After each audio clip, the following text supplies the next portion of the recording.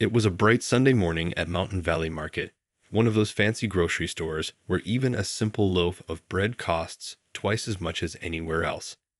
The kind of place where shopping carts had cup holders, and the produce section looked more like an art gallery than a grocery store. Mrs. Lee, a petite woman in her mid-30s wearing blue scrubs under her coat, pushed her cart through the store, while her 6-year-old daughter skipped alongside her. They had just finished her weekend hospital shift, and this weekly shopping trip had become their special mother-daughter tradition. Her daughter loved sampling the free cheese cubes and fruit pieces that the store workers handed out at every corner. "Mommy, can we get the rainbow cookies today?" her daughter asked, pointing at the bakery section with its gleaming glass cases full of colorful treats. Mrs. Lai smiled, remembering how she used to save up for weeks just to buy one special pastry when she first came to America as a medical student. Now, as the head of pediatric surgery at City General, she could afford these little luxuries, though she never took them for granted. As they waited in line at the checkout counter, her daughter clutched a small bag of those rainbow cookies, practically bouncing with excitement. The store was busy with its usual Sunday morning crowd. Yoga moms with matching outfits, elderly couples carefully examining fruit, and young professionals tapping away on their phones while balancing coffee cups and baskets. That's when Mrs. Delay heard it, the loud whispers that weren't really whispers at all.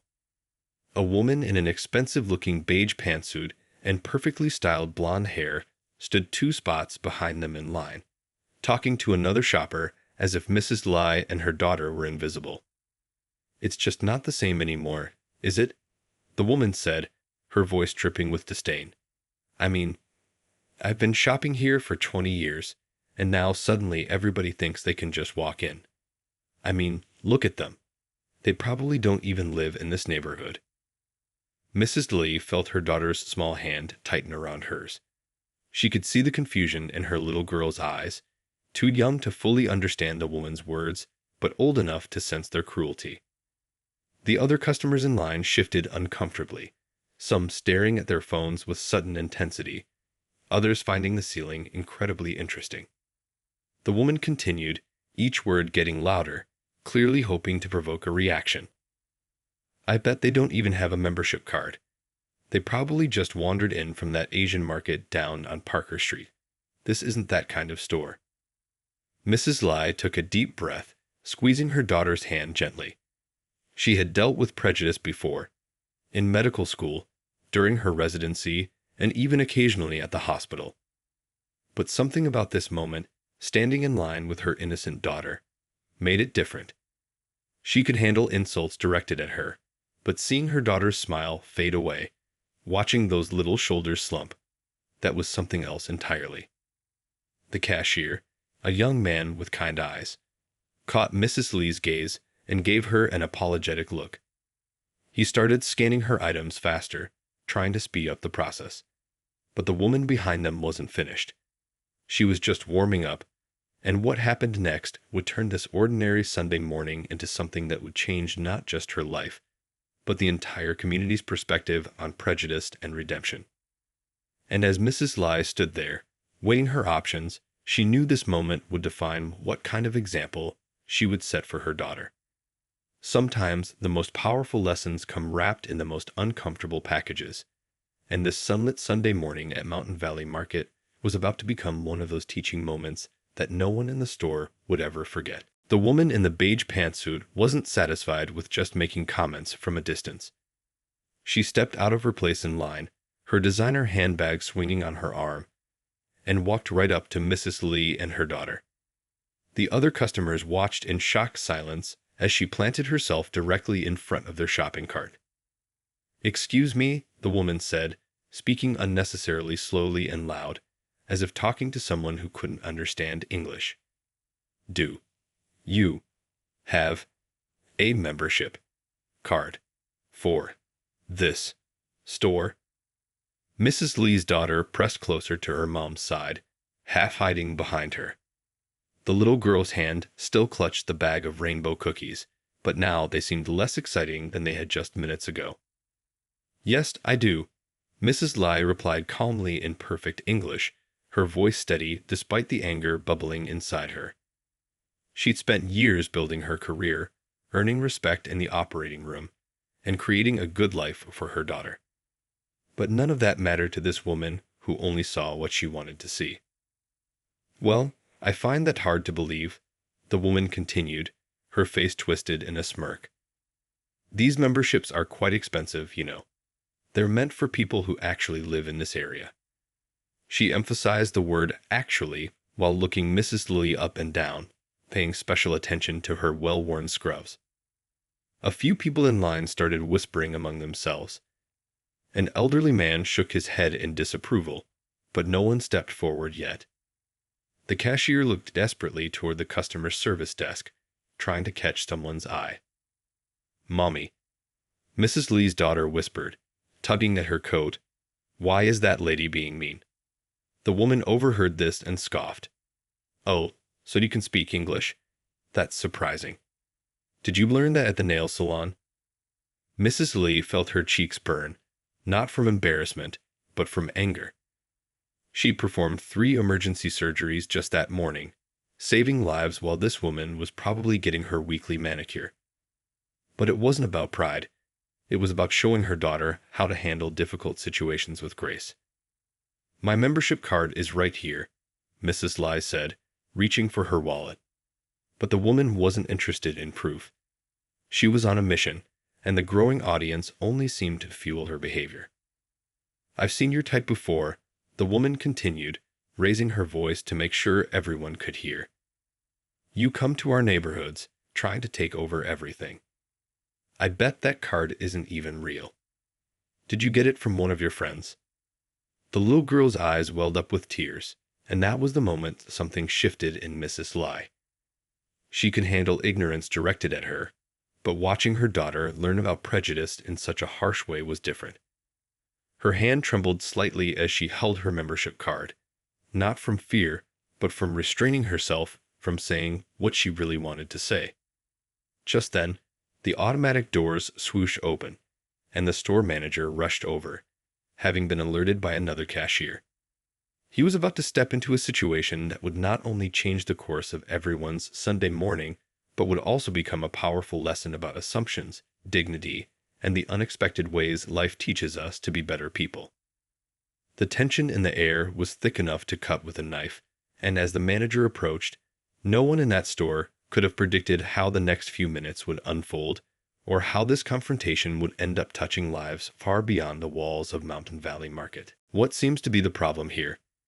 The store manager stepped between Mrs. Lee and the angry woman, his name tag glinting under the fluorescent lights. He was a man in his 40s with gentle eyes and smile lines around his mouth, though he wasn't smiling now. "Thank goodness you're here," the woman in the beige pantsuit said, straightening her designer jacket. "I want to report a possible fraud. This person claims to have a membership card, but I'm certain it must be fake. We need to maintain certain standards in this store."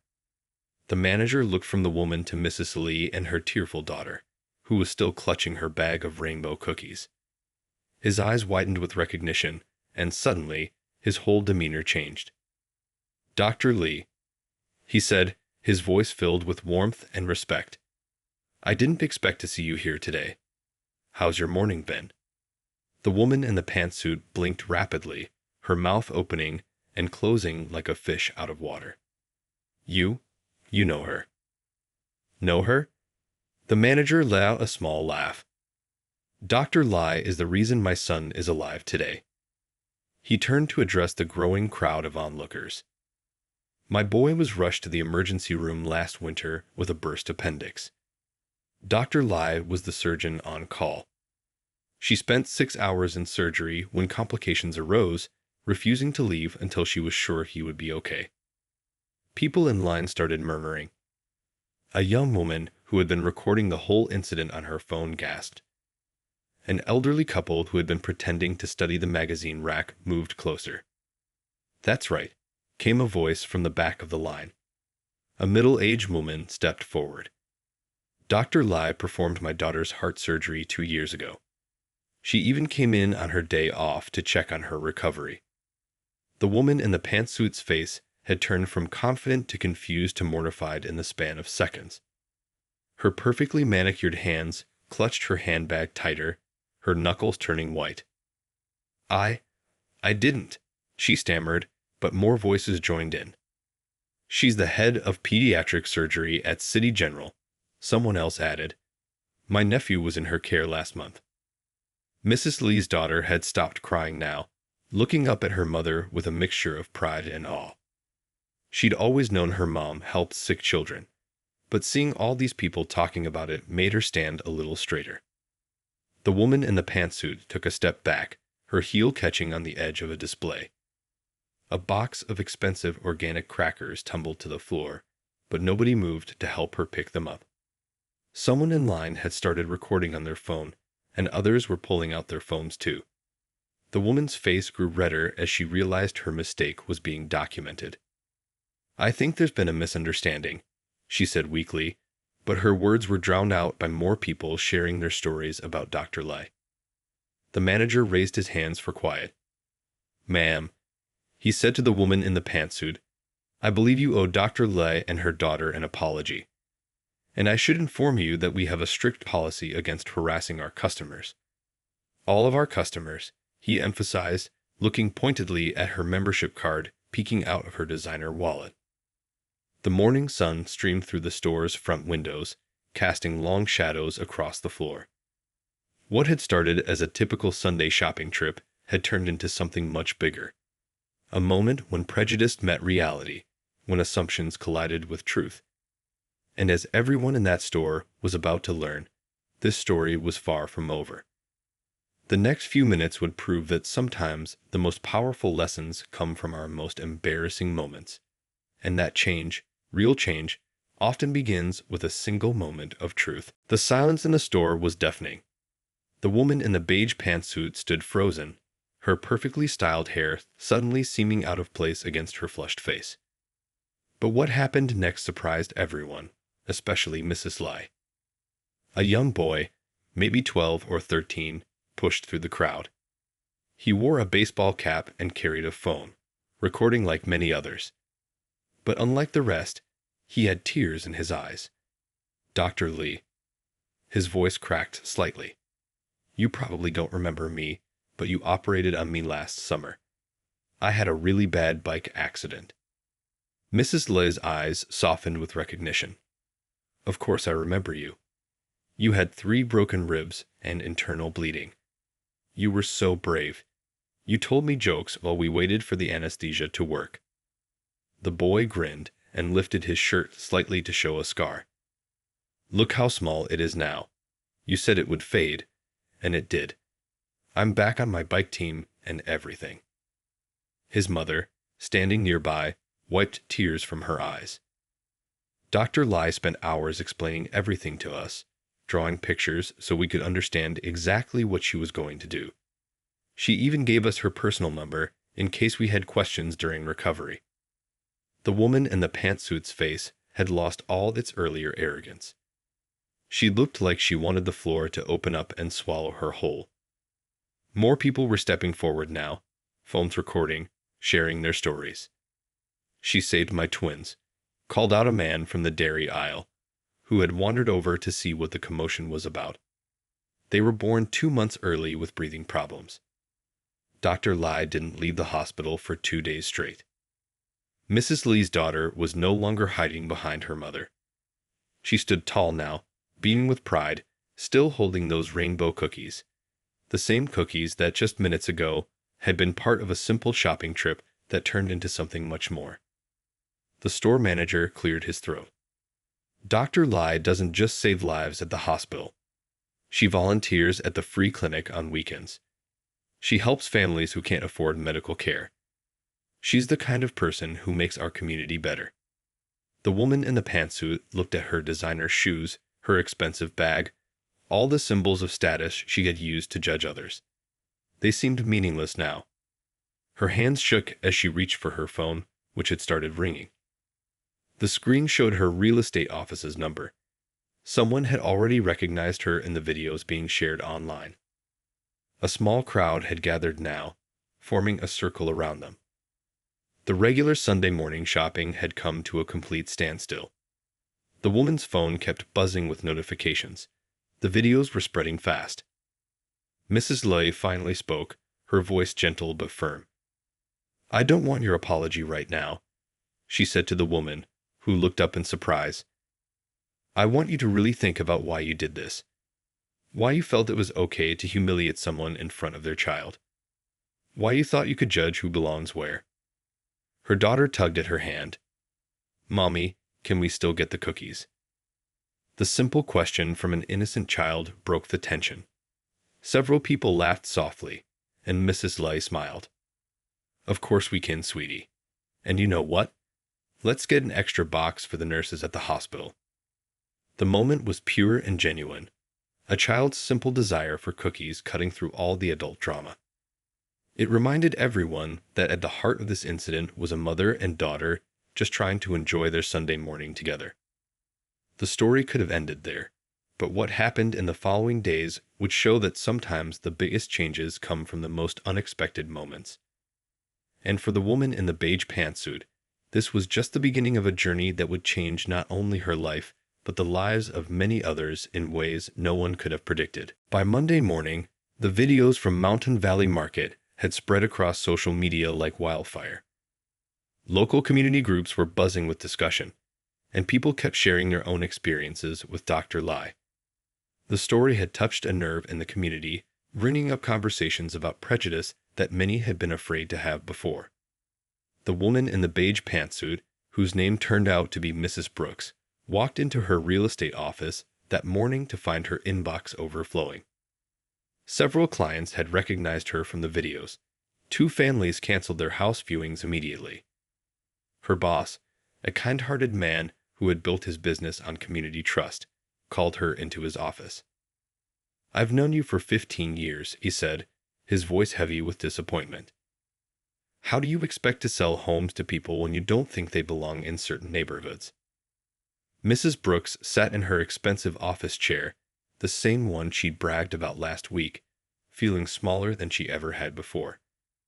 Her phone kept buzzing with notifications. Her own children had seen the videos.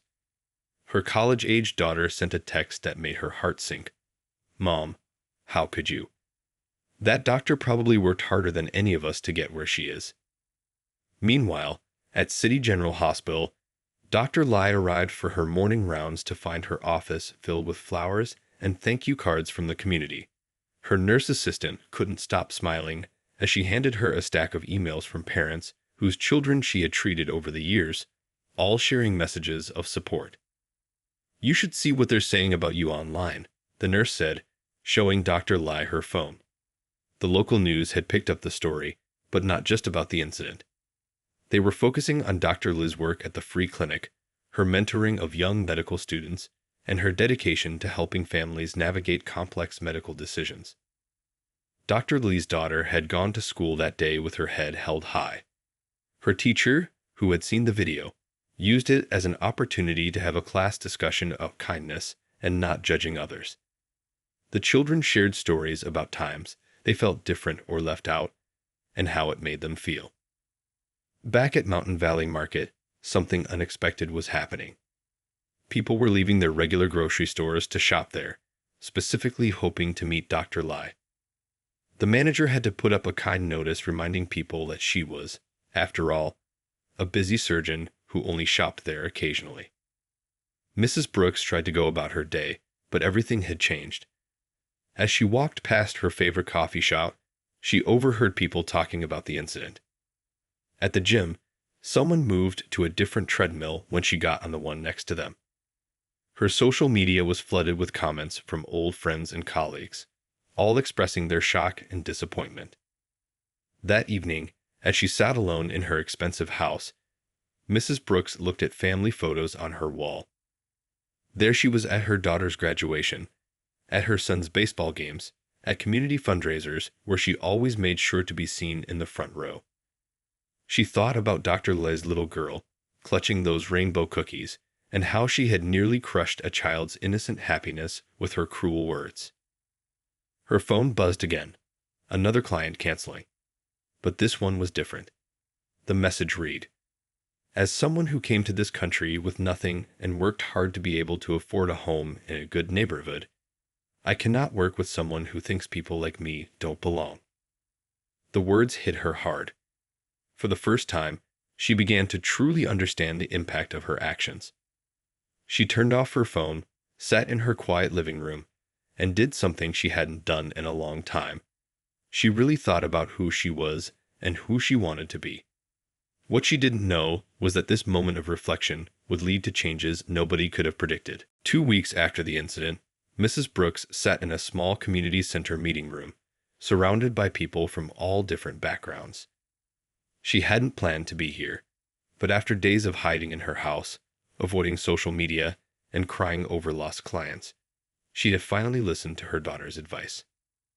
"Mom," her daughter had said during a tearful phone call, "instead of feeling sorry for yourself, why don't you try to learn from this?" So here she was, at a cultural awareness workshop, wearing simple jeans and a sweater instead of her usual designer clothes. She had walked in nervously, expecting angry looks and whispers. Instead, she found something unexpected: people willing to listen and share their stories. An elderly man spoke about coming to America with just $5 in his pocket, working 3 jobs to put his kids through college. A young woman talked about changing her name on job applications because no one would call her back with her original name. A business owner described being followed around in expensive stores, even after his company had gone public. Mrs. Brooks found herself taking notes, really listening for the first time in her life. Her perfectly manicured nails, which she'd always thought were so important, now clicked against her phone as she wrote down resources, book recommendations, and local organization contacts. During a break, she overheard 2 women talking about Dr. Lee's free clinic.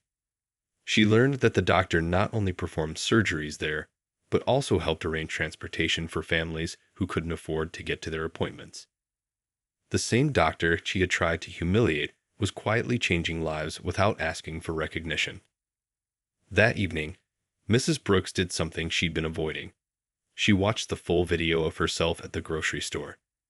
She forced herself to see her own face twisted with prejudice, to hear her own voice dripping with contempt.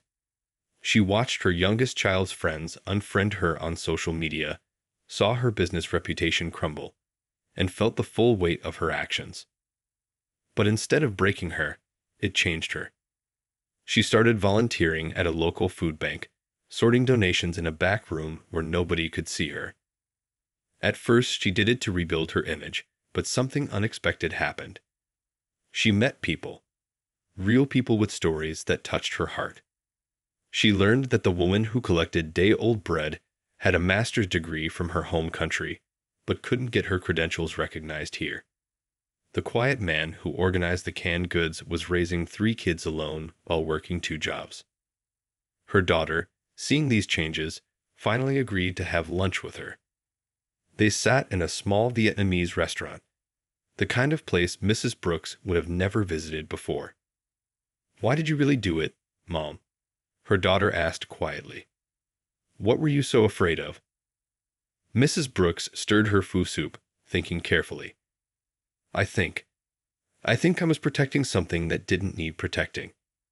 I thought I was better than other people because of where I lived, what I owned, how I looked. I was so wrong."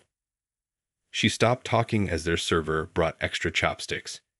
2 months ago, she might have made a comment about wanting a fork instead. Today, she asked the server to teach her how to hold them properly. That night, she sat in her home office, looking at her real estate awards. She had always been proud of selling houses in exclusive neighborhoods. Now, she wondered about all the families she might have subtly steered away from certain areas, the assumptions she'd had made about who belonged where. She opened her laptop and started typing. She had a lot to learn, but for the first time in her life, she was ready to listen, to change, to grow. What she didn't know was that her biggest test, an opportunity for redemption, was just around the corner. 3 months after the incident at Mountain Valley Market, the community center was hosting its annual cultural festival. Colorful banners hung from the ceiling, and the air was filled with the scent of foods from around the world. Children ran between stalls, trying samples and collecting stickers in their passport books. Mrs. Brooks stood near the entrance, her hands shaking slightly as she adjusted a name tag that read Volunteer Coordinator. After weeks of working behind the scenes at various community events, she had finally gathered the courage to take a more visible role. That's when she saw them, Dr. Lai and her daughter walking through the door. The little girl was wearing a traditional Chinese dress, proudly carrying a tray of homemade dumplings for the food station. Mrs. Brooks felt her heart race, but she didn't run away. Instead, she took a deep breath and walked toward them. "Dr. Li," she said softly, her voice trembling slightly. "I've been hoping to see you." The doctor looked at her, and for a moment, nobody spoke. The little girl looked between the two women, recognition dawning on her face. "I know nothing I can say will fully make up for what I did," Mrs. Brooks continued, "but I want you to know that day changed my life. It forced me to see myself in a way I never had before." She reached into her folder and pulled out some papers. "I've been working with a community center. We're starting a program to help new immigrants find housing without discrimination. I'm using my real estate knowledge to train other agents about fair housing laws and cultural sensitivity." Dr. Lai listened quietly, her expression thoughtful. Her daughter tugged at her sleeve and whispered something in her ear, making her smile. And Mrs. Brooks added, "I've been volunteering at the food bank. That's where I met Mr. Chen, your father, I believe. He told me about your family's journey here, how you worked 3 jobs to put yourself through medical school. I never thought about those stories before." Dr. Lai's expression softened. "It takes courage to change," she said simply. "My daughter asked me the other day why that lady at the store was so mean. I told her that sometimes people can learn and grow from their mistakes. I'm glad I can show her that's true." Mrs. Brooks wiped away a tear. Would you both like to see the children's craft station? My daughter helped set it up. The kids are making friendship bracelets with welcome messages in different languages." The little girl's eyes lit up, and Dr. Lai nodded. As they walked together, other festival goers stopped and stared, some recognizing them from the viral video. But what they saw now was different. 2 women walking side by side, trying to build something new from the ashes of a terrible moment. At the craft table, Mrs. Brooks' daughter was teaching kids how to write welcome in various languages. When she saw her mother walking with Dr. Li and her daughter, she smiled proudly. "Look what we made," the little girl said, holding up a bracelet with carefully written Chinese characters. "It says, 'New Beginnings,'" Dr. Li's daughter explained, helping her tie it on. Later that evening, as the festival was winding down, someone snapped a photo that would eventually replace the viral video in people's minds.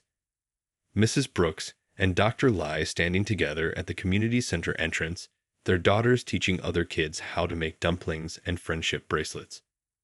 The local paper ran a story about the festival, but they focused on something bigger: how one moment of confrontation had transformed into a movement for change in their community.